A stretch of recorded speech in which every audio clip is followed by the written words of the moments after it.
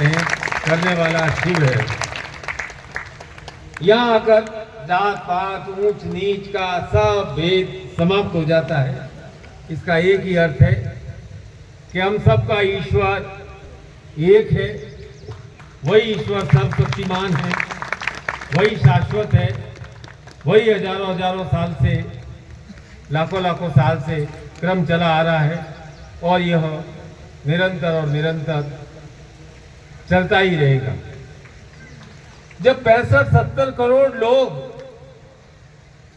यहां से त्रिवेणी में महादेव का आशीर्वाद लेकर जाएंगे तो उनके घर में धर्म की ध्वजा अवश्य लहराएगी, अवश्य लहराएगी। ऐसी है हमारी महान सनातन संस्कृति। इस पर हमें स्वाभिमान है, अभिमान है, गर्व है। एक जयकारत होना चाहिए कि गर्व से कहो हम हिंदू हैं, गर्व से कहो हम हिंदू हैं। सनातन धर्म की जय हो, सनातन धर्म की जय हो।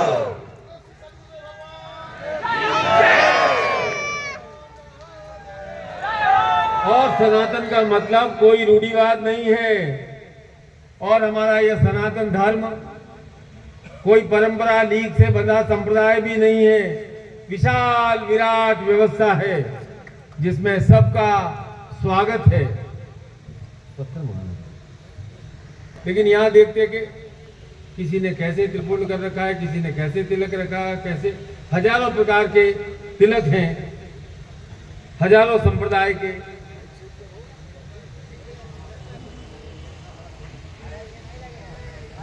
एक पत्थर चाहिए सिर्फ, बस यही दे।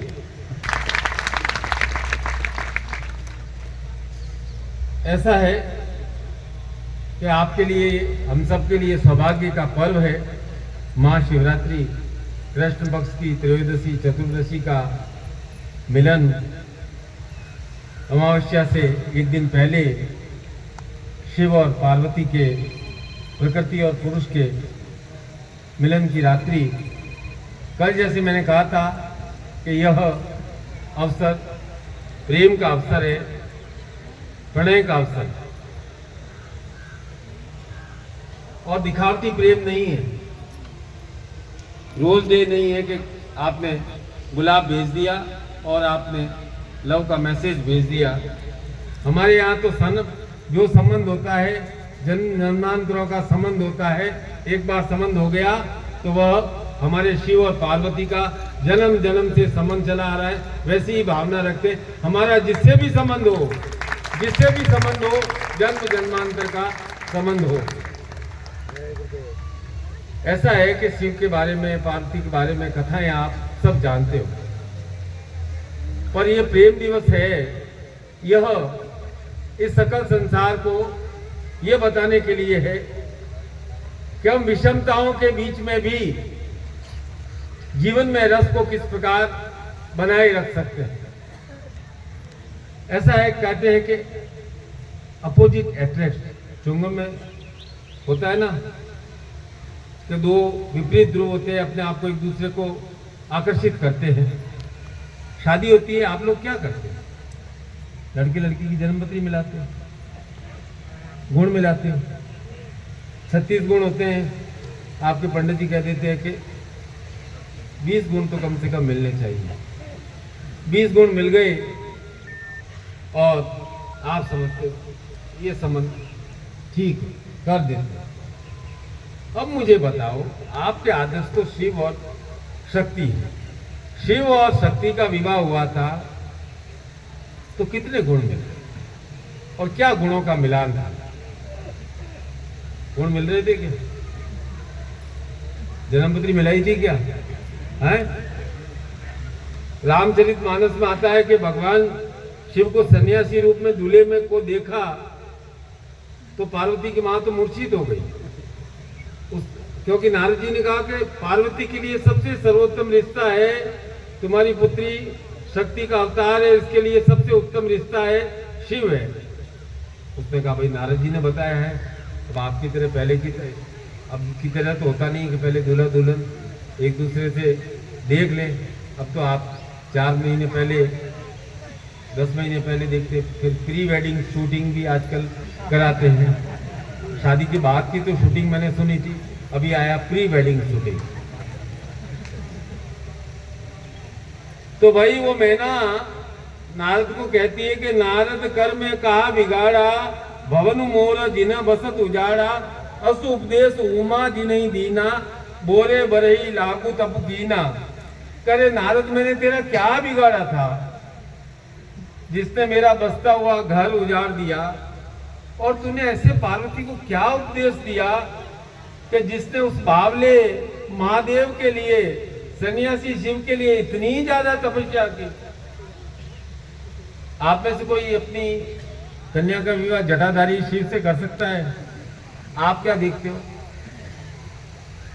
पक्का घर होना चाहिए, गवर्नमेंट सर्विस होनी चाहिए, खेती होनी चाहिए। लड़का खुद खेती नहीं करे, खेती की जमीन उसकी जरूर होनी चाहिए। लड़का ऐसा नहीं कि खुद खेती करे। आप देखते हो स्थायित्व कि जाएगी लड़की, खुद का घर है, ये है, बाहर है, और सुखी रहेगी। यहां भी आप प्रयाग में देख करके साधुओं को, सन्यासियों को, नागा बाबा को और तरह तरह के लोगों को देख करके सोचते हैं कि क्या ये लाइफ जी रहे हैं, अपना जीवन वेस्ट क्यों कर रहे हैं। और वो लोग आपको देख करके सोचते हैं कि ये लोग कैसे लोग हैं जो जिंदगी भर कमाने धमाने कमाने धमाने कमाने धमाने के चक्कर में लगे, ये लोग अपना जीवन वेस्ट क्यों कर रहे हैं। उन लोगों की सोच अलग है, आप लोगों की सोच अलग है। तो भाई सबकी सोच अलग होती है। मेरा तो कहना है कि सबको अपनी अपनी सोच के अनुसार जीवन जीना चाहिए। दूसरा कोई कुछ भी कहे, अपने अनुसार ही जीवन जीना चाहिए। आप भी गुरु के शिष्य बने हो तो अपनी इच्छा से बने हो, अपनी सोच से बने हो, अपनी समझ से बने हो, किसी के प्रेशर से नहीं बने।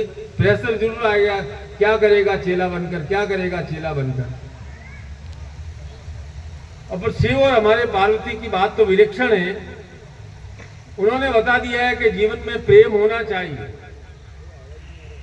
अब प्रेम के संबंध में जो मैंने लिखा है उसे ध्यान से सुनना कि प्रेम ही जीवन का जल है, प्रेम ही गंगा जल है। शक्ति भी प्रेम है, भक्ति भी प्रेम है, सरसता भी प्रेम है, बरसता भी प्रेम है। जलाता अगर प्रेम है तो बुझाता भी प्रेम ही है। प्रेम ही शांति है, प्रेम ही क्रांति है। जन्मों का बंधन यदि प्रेम है तो क्षणों में जन्मों का सुख देता प्रेम ही। प्रेम कितना ही धीमा चले, प्रेम कितना ही धीमा चले, सृष्टि की सबसे लंबी दूरियां प्रेम ही तय करता है। जब तक धड़कन चलती है, श्वासें चलती है, यह प्रेम का पौधा उगता रहेगा, उगता रहेगा, उगता रहेगा। जीवन का एक ही मंत्र है, प्रेम करना। हो सकता है हर बार प्रेम सच्चा न हो, पर एक बात सच है, प्रेम के बिना जीवन फीका है। प्रेम ही वह शक्ति है जो हमें जीवन में संघर्षों से लड़ने की प्रेरणा देती है। प्रेम के बिना जीवन एक सूना रेगिस्तान है। शुरुआत प्रेम से करो, सफलता अपने आप आ जाएगी। जो प्रेम करना चाहता है वह जीवन की हर लड़ाई जीत लेता है। प्रेम का झरना तो अनवरत बहता है, इसकी धारा में बहकर देखो कितनी खुशियां मिलती है। प्रेम के सागर में डूबोगे, मनचाहा पाओगे। चाहे जो भी मुसीबत आ जाए, बस प्रेम की शक्ति पर विश्वास रखना। अरे भाई बैठ जाओ ना, यात्रा बैठ जाओ ना, जहां भी जगह मिले ना, आज रखना। किसी भी परिस्थिति में प्रेम की लौ मत बुझने देना। प्रेम का रंग नयापन लाता है। अगर जिंदगी से थोड़ा प्रेम करोगे तो हमारा जीवन भी रंगीन हो जाएगा। प्रेम नदी की तरह बहता है, कभी धीरे तो कभी तेज।